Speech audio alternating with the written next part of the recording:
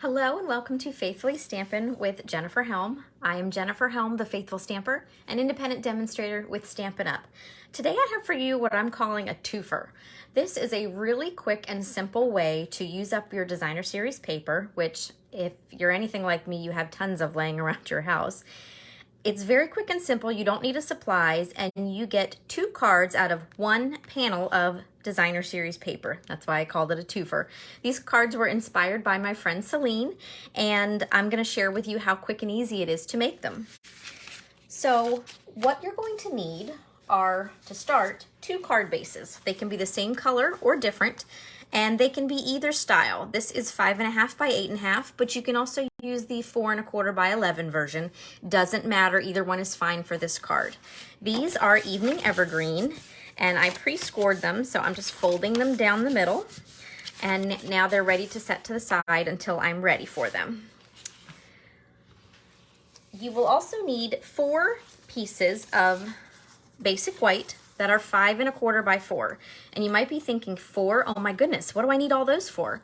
Well, you're going to be making the 2 cards, so 2 pieces for the inside and 2 pieces for the front. This is going to help us design that panel we're going to use on the front of the card. And then you will need 1 panel of designer series paper. This is also 5.25 by 4, so same size as that white panel. I recommend at least to start an all-over design. That way you're not worried about, am I going to cut it wrong? Is the pattern going to be upside down? Something that has an all-over pattern makes this really super easy to work with. So you're going to need a paper trimmer. Oops, sorry about that. So here I have my paper trimmer scorer. And there's no scientific method for this. You don't really need to get out a ruler, but if it makes you feel better, go ahead. What we're going to do is we're just going to cut this panel one time, but not diagonally. We're going to have it a little bit off center. So you can make the angle as steep as you want. I'm going to go about 1 inch down on the technically right side, and then the same from the bottom. So at a diagonal, but just not corner to corner. So then, once I have my cut, I have 2 panels. So this is going to be 2 different card fronts. One of them I'm going to use in a vertical direction, and then the other one I'm going to turn sideways and use horizontally. Now it's up to you. You can use them both vertically if you want, or you can do 2 horizontal cards. Whatever floats your boat, that's what you do. So I'm going to do 1 of each just to show you the differences. So before I glue anything, I'm going to do my stamping, because that way if I mess up, I don't have to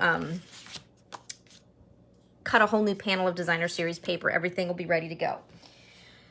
My stamp set is photopolymer, so I'm going to use my Stampin' Pierce mat. This is just a nice thick piece of foam that I'm going to use to get a really good impression with my stamp. If you don't have one of these, you can definitely check out my website and order one if you like. But a thin piece of foam or even a catalog, something that will just give you a little bit of give under your stamp, will be perfect to help you out. So the stamps that I'm using today is the framed florets. And this is a sneak peek of one stamp set that's available in our new spring 2023 mini catalog. But it's available now to purchase.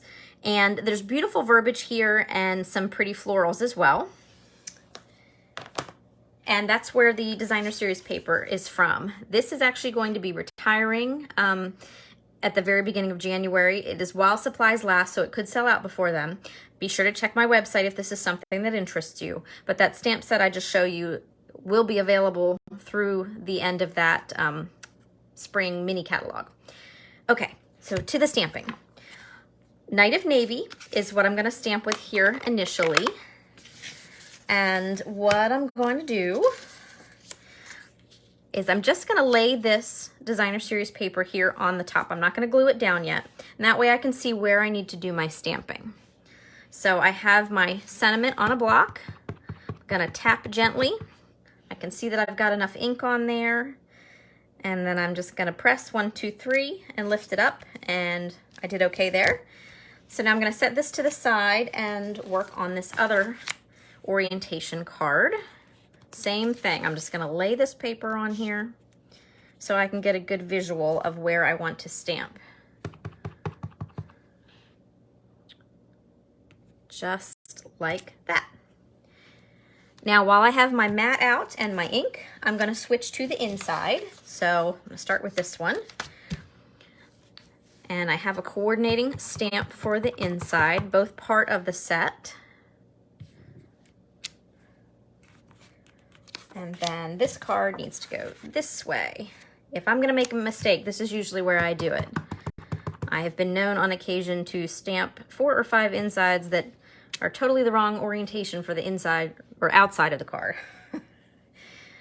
Okay, so really quick before I move along, I want to add an accent stamp because I really like having a little decoration on the inside on my corners. Sometimes I use designer series paper and put a strip across the top or down the side, but I also like a little accent stamp. And I have to tell you, this is the stamp I'm using, and this is perfect for so many cards. I recently went away for the weekend. I got to make lots of cards, and this little beauty stayed on a block on my workstation pretty much the entire time because it's just the perfect accent for a feminine card, a masculine card, any occasion. Thinking of you, sympathy, birthday, it works for everything. It just depends on what color you stamp it in. So I love little things like this that have multi-purpose. So I'm switching to balmy blue ink, but again, all the colors come out of that designer series paper. And then I'm just gonna add a couple to this panel. And what I'll do is grab some envelopes a little bit later and stamp these in the corner of my envelopes as well, so everything is beautifully color coordinated. I like my envelopes to have a little pizzazz too. All right, stamping is finished. So now we go to assembly. You can use whatever glue you like, liquid glue, adhesive, anything will be fine. You could even use tear and tape. Some people like glue for things like this because I want to make sure I get glue all the way in the corner here, otherwise it'll lift up off the page. But I'm a tape runner kind of girl, so I'm using my Stampin' Seal. And so I'm just going to use my silicone mat here to protect my work surface. And so if I run off the edge a little bit, it's okay. And I can just kind of fix that glue with my finger. But that way I've got it all the way in that corner and I haven't mucked up my work surface. So to line these up, all I'm going to do is lay this panel back on here, match up corner to corner, and make sure my edges are straight and then smooth it down. So like so.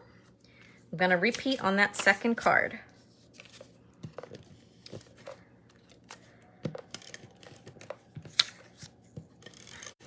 And this way, all those little corners are going to be stuck to the front of the card, hopefully not my fingers, and they won't pull off, and I haven't ruined my table. Okay, so there we go, 2 panels ready to go. So grab a card base. I always like to check and make sure if one is a little bit longer than the other. I always put that on the front. And again, go for your favorite adhesive. Oop, I shouldn't have done that just yet. All right. Whoop. So I'm gonna use my silicone mat again really quick. I almost forgot something important. I'm gonna add a seam cover, something to hide this seam, although it does look very pretty. Sometimes it doesn't. So I am going to take a strip of cardstock. I've got 1 soft succulent and 1 balmy blue. These are 1/2 inch wide, and I recommend no shorter than 5.5. It'll just make it easier for you to work with. Longer is a little bit better because you have a little more play. So all we're gonna do is put some glue on the back here, and then cover up as much or as little of the designer series paper as you want. Whoop. Mine's trying to stick down before I'm ready. And then I'm going to trim this overhang off with my scissors. Then I'm going to glue it on the card front.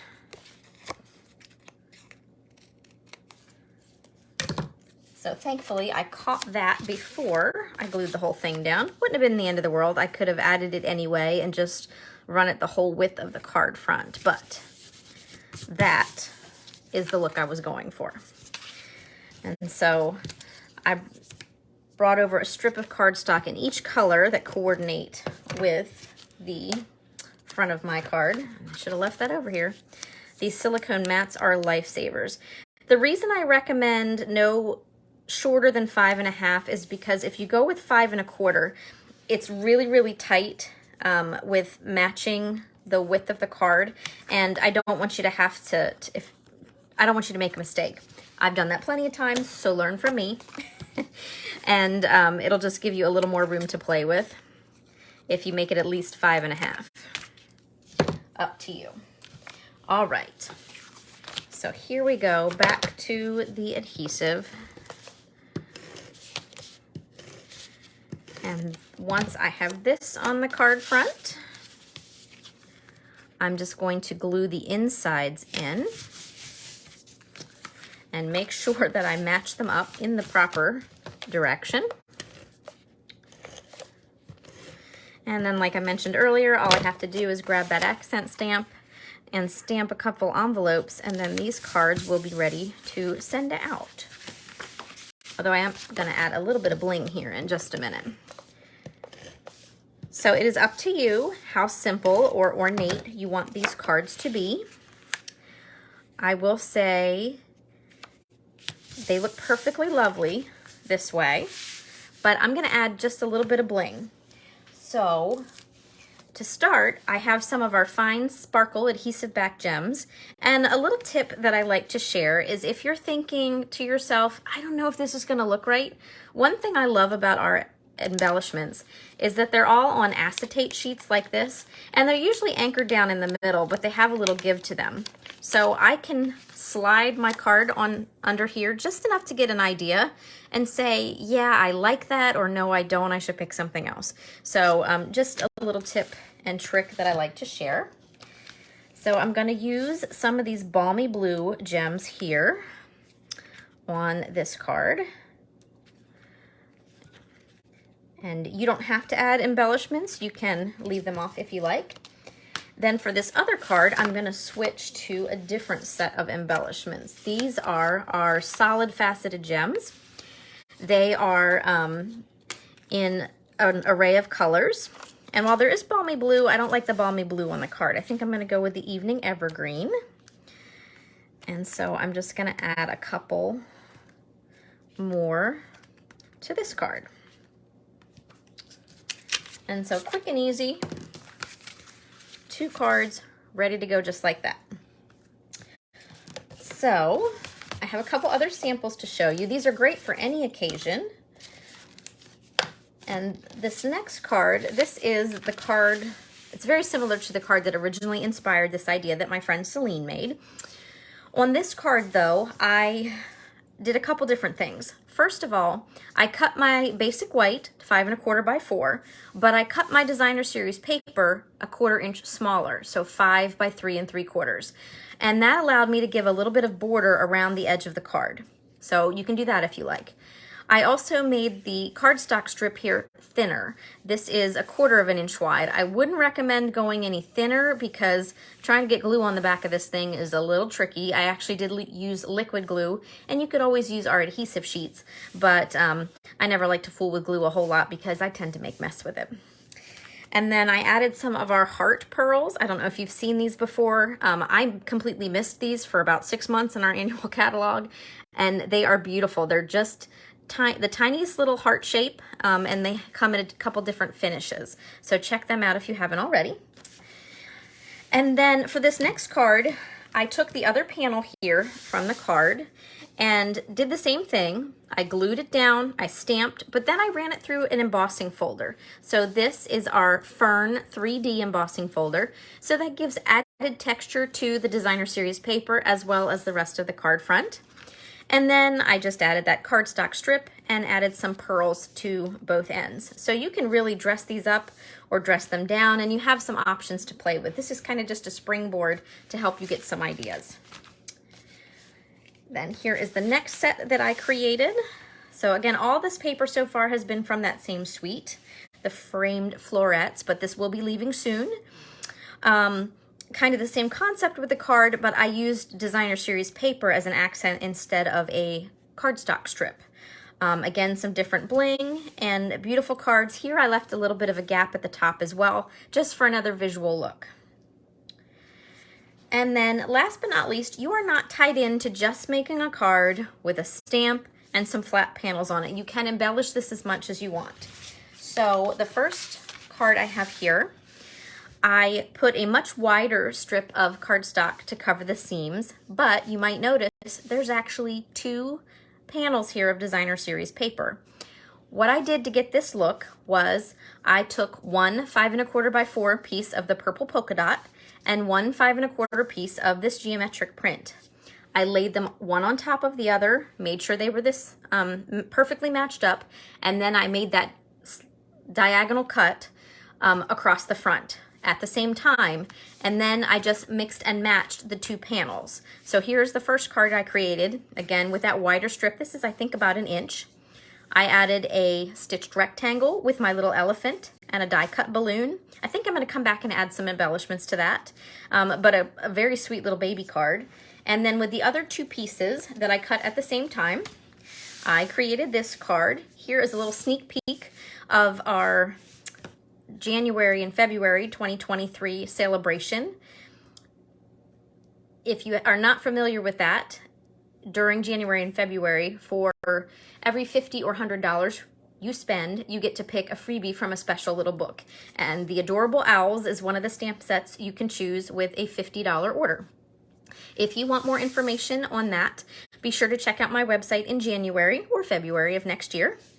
And if you have any questions, let me know. And also, if you're over on Facebook, you can hop over to the Faithful Stamper and find out information about specials and things like that there as well. But on the second card, I changed up the colors a little bit and added a die cut shape with the owl colored with my Stampin' Blends. And I wanted to point these out. These are our beautiful shapes dies. I just got these. I hadn't used them before. And I love these 2 shapes because you not only get the die cut, but it's got this embossing to it as well. And I really thought that was a nice effect. So there's a couple sweet little baby cards. So just proof that these work great for any occasion and easy to mass produce and a great way to use up that designer series paper. I have stacks and stacks of it, so this is perfect for me. So I hope you enjoyed learning how to make this two-fer card panel design. If you haven't already, I would love for you to subscribe to this YouTube channel. You can click the notification bell and you'll be notified each time I post a video here. So thank you so much for watching. Take care and happy crafting.